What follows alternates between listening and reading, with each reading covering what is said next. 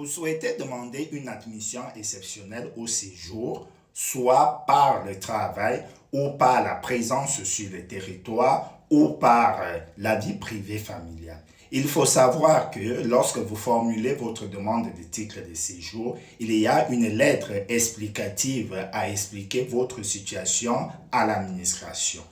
Il faut savoir que lorsque vous écrivez un courrier, vous n'avez pas besoin de mettre tellement votre vulnérabilité dans la demande d'admission exceptionnelle au séjour. Il faut aller droit au but en fonction de ce que prévoit la loi en vigueur, et il faut savoir qu'une admission exceptionnelle au séjour est généralement à la discrétion du préfet.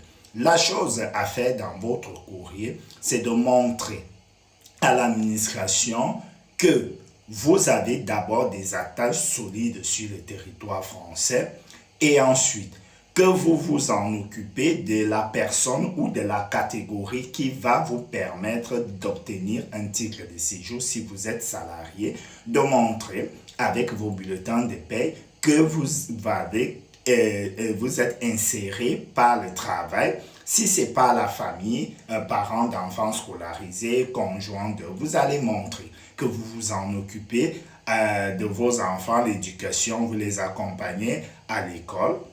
Par le mariage, que vous êtes marié, que vous êtes toujours en couple.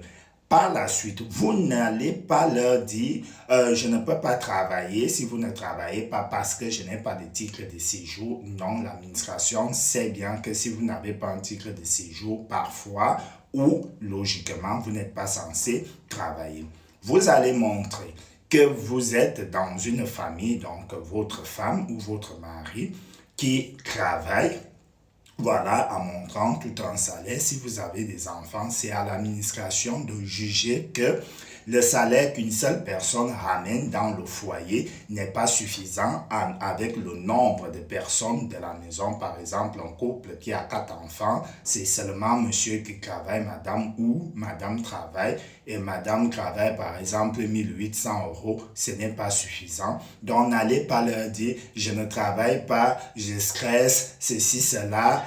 Toutes ces choses-là, il n'a pas besoin de les entendre. C'est de montrer les choses que vous remplissez, les conditions par rapport à la catégorie de titre de séjour que vous souhaitez demander. Donc, par le travail, vous avez un contrat, vous avez eu une autorisation de travail, vous avez des fiches de paie qu'on demande pour remplir les conditions d'admission. Espérons que cette vidéo va entrer dans de bonnes oreilles et que le monsieur n'a pas crié aujourd'hui et que l'information sera partagée.